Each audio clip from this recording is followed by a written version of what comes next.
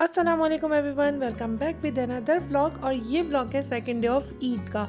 तो बगैर देर करे हम शुरू करते हैं आज का व्लॉग।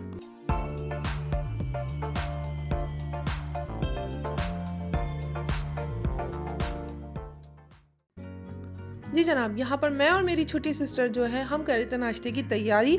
और नाश्ते में हम बना रहे थे हलवा पूरी, जिसकी हमने तैयारी उठने के साथ ही कर ली थी। आटा हमने तैयार कर दिया था क्योंकि उसको स्टे भी करना होता है। उसके बाद मैंने पकाई थी ये चने की तरकारी। चने हमारे पास पहले से बॉयल फ्रिज में रखे हुए थे। और उसके बाद मैंने बनाई थी ये आलू की तरकारी। बहुत ही ईजी और झटपट से ये तरकारियाँ बन गई थी। उसके बाद मैंने कहा थोड़ी सी पूरियाँ जो है ना वो फ्राई कर लेती हूँ। जब तक मैं पूरियाँ फ्राई कर रही हूँ, आप जल्दी से ना चैनल को सब्सक्राइब कर दीजिए और साथ में बेल के आइकन को भी क्लिक कर दीजिएगा। और हाँ, अपने फ्रेंड्स एंड फैमिली के साथ मेरा चैनल ज़रूर शेयर कीजिए, क्योंकि 1 साल होने वाला है और अब तक मेरे बन के भी नहीं हुए। तो प्लीज़ जल्दी से करा दीजिए। और यहाँ पर जो है सब सामान रेडी है, ये दोनों तरकारियाँ और इसके साथ हलवा तो पहले से ही बना हुआ था, फ्रिज में रखा हुआ था, जिसकी वजह से मैं हलवा पूरी बना रही थी। क्योंकि सादा हलवा जो है वो अक्सर ऐसे ही पड़ा रह जाता है, कोई नहीं खाता। तो मैंने कहा चलें, सेकेंड डे ऑफ ईद भी है तो हम ये बना लेते हैं। और ईद वाले दिन ही हम हलवा पूरी क्यों बना रहे थे? नंबर 1 तो बाज़ार में ईद वाले दिन हलवा पूरी बहुत ही मुश्किल से मिलती है। और दूसरा, हम सेकेंड डे ऑफ ईद जो है कहीं नहीं जाते, हम घर पर ही ईद स्पेंड करते हैं। तो आप लोग मुझे ज़रूर बताइएगा कि आप लोग ईद किस तरह स्पेंड करते हैं सेकेंड डे। और यहाँ पर जो है ना, मैं जल्दी जल्दी पूरियाँ तल रही, थोड़ी सी मैं पूरियाँ तल लूँ ताकि किसी का दस्तरखान पर हाथ ना रुके।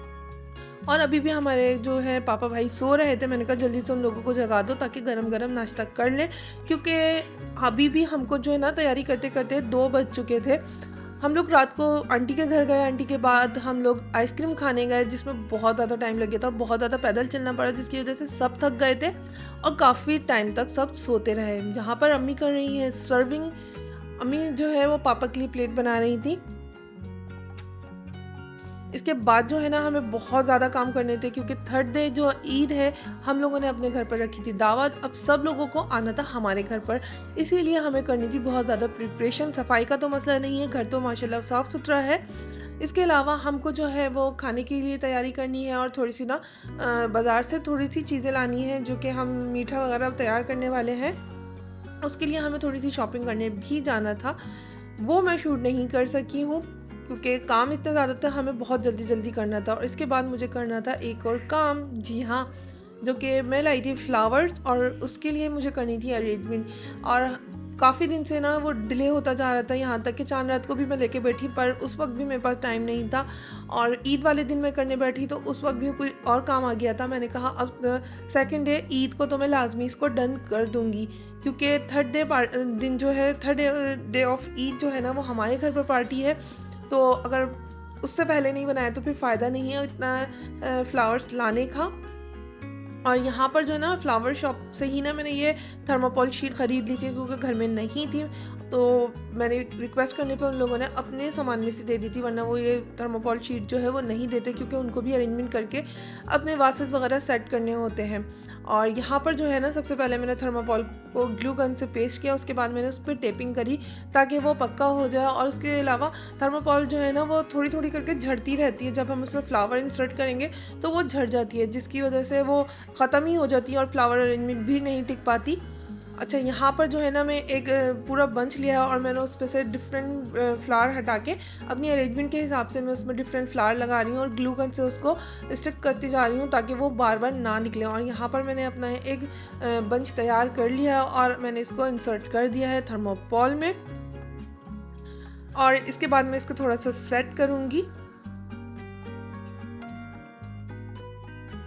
और इसके साथ साथ आप लोग जो फ्लावर लगाते रहे ना, तो उसको साथ साथ ग्लू गन या किसी भी गम वगैरह के से ना इसको बैंड कर दें ताकि वो बार बार ना निकले, फिर अच्छा नहीं लगेगा। एक आपकी अरेंजमेंट जो है उसमें से बार बार फ्लावर्स जो हैं वो झड़ते रहें। यहाँ पर मैं भी जो फ्लावर्स निकाल के एक बंच से दूसरे बंच में लगा रही थी, मैं वो ग्लू गन से ज्वाइन करती जा रही थी। और यहाँ पर अब मैंने कहा अब मैं और बंच नहीं लगाऊंगी, इसलिए मैं अपने स्टाइल के मुताबिक जो है ना वो वायर कट कर रही थी और मैं डायरेक्ट इसको थर्मोकोल में लगाने वाली हूँ।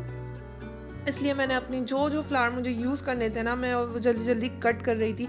और इस दौरान जो है ना, मुझे पता भी नहीं चला और मेरा हाथ जो है वो ज़ख्मी हो गया था बहुत ज़्यादा। और जब मुझे पता चला ना, जब मेरे हाथ पे थोड़ी चिपक सी महसूस हुई, तो मैंने देखा कि मेरे हाथ पे तो खून बह रहा है और बहुत सारे फ्लावर्स पे भी ना वो खून लग गया था। इस स्टेज पे ये कटर प्लास से मैं कट कर रही थी और मुझे पता ही नहीं चला कब मेरे हाथ में जो है वो तार घुस चुका था, इसकी वायर जो है फ्लावर की।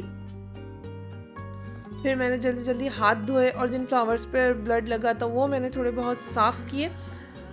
और यहाँ पर देखिए मैंने सारे जो है फ्लावर कट कर लिए हैं। अब मैं जल्दी जल्दी जो है इनको इंसर्ट कर दूँगी अपने डिज़ाइन के मुताबिक। मुझे जो है ये थर्मोकॉल शीट को कवर करना है, जो कि एक गलती मैंने करी कि वो मुझे जो थर्मोकॉल शीट है मैंने ऊपर की साइड पे वो बहुत ज़्यादा लंबी लगा दी। मुझे इसको भी हाफ़ कट करना चाहिए था, जो कि मैंने गलती कर दिया। मैंने नहीं हटाया, क्योंकि मैं अगर हटाती तो मेरी सारी चीज़ें जो मैंने सेट की थी वो मुझे फिर से अरेंजमेंट करनी पड़ती, जो कि इम्पॉसिबल, क्योंकि टाइम नहीं था, बहुत कम टाइम था। इसके बाद भी मुझे बहुत सी तैयारी करनी थी। इसके बाद हमें मार्केट जाना था मीठे का सामान लेने, और यहाँ पर मैंने ऊपर की अरेंजमेंट कर दी है, उसके साथ जो है ना मैं नीचे की अरेंजमेंट कर रही हूँ।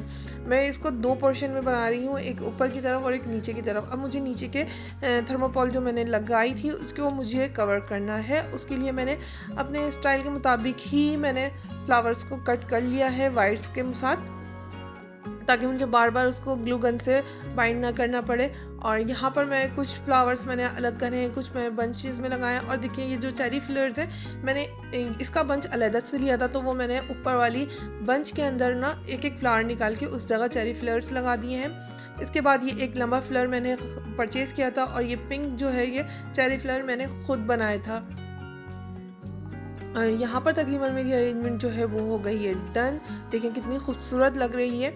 और इसके बाद मुझे करनी थी थोड़ी सी अरेंजमेंट ड्राइंग रूम के लिए, जिसके लिए मैंने ना फेरी लाइट्स रखी हुई थी। फेरी लाइट्स हमारे पास पुरानी रखी हुई थी, तो मैंने कहा वो मैं फ्लावर्स के ऊपर ना थोड़ी सी लाइटिंग कर दूँगी, ताकि एक कॉर्नर ना अच्छा सा लगे।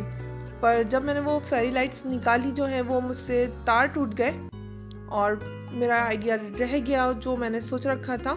और यहाँ पर मैं अपनी काउंट कर रही थी ईदी पर। मैं आप लोगों के साथ ये बाद में शेयर करूँगी, पर आज मैं आप लोगों को दिखाऊंगी। मैंने जो आप लोगों को बताया था कि आंटी के घर पर ईदी के साथ हमको गिफ्ट्स भी मिले थे। हमारी कज़न्स ने जो है हमको गिफ्ट दिए, और काफ़ी ज़्यादा इयररिंग्स जमा हो गए थे। थोड़े बहुत इयररिंग हम घर मार्केट से लेकर आए थे और थोड़े बहुत उन लोगों ने दिए, तो काफ़ी सारे हो गए थे। यहाँ पर ये देखिए 2 सेम इयररिंग है जो मेरी कज़न ने मेरी दोनों सिस्टर को दिए हैं, पर इनका कलर चेंज है। और इसमें बहुत से डिज़ाइन ऐसे हैं जो हम चांदरात को लेना चाह रहे थे, पर वो एक्सपेंसिव लगे तो हम लोगों ने नहीं लिए। और देखिए वो खुद ब खुद हमारे पास आ गए। और ये जो है इयररिंग है ना, ये हम लोग खुद लाए थे। ये थोड़ा सिमिलर हो गया था गिफ्ट्स वाले इयररिंग से। और ये पिंक वाले जो हैं सबसे अलग मेरे इयररिंग है, ये हमने अपने जो है ख़ुद से परचेज़ किए थे।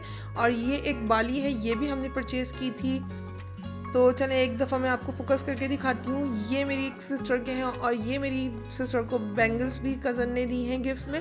आजकल की बहुत ट्रेंड में इन है, और ये चूड़ियों के साथ जो है वो सेंटर और लास्ट और बिगनिंग में लगाए जाने हैं। और ये जो है टीका का सेट है, ये मेरी छोटी सिस्टर का। और ये पिंक वाले जो हैं वो सबसे डिफरेंट ये मेरे हैं रिंग है। और बाकी जो ये सामान है ये हम लोगों ने परचेज़ किया था, और ये भी बहुत प्यारी थी। तो चलें यहाँ पर जो है ना, अब मुझे लगने लगी थी भूख, तो मैं यहाँ से गई थी कुछ खाने के लिए। और सेकंड डे ईद भी हमारे घर पर आई हुई थी मिठाई। और यहाँ पर मैं ब्लॉग को करूँगी and please like share and subscribe my channel, और जो में ज़रूर याद रखिएगा।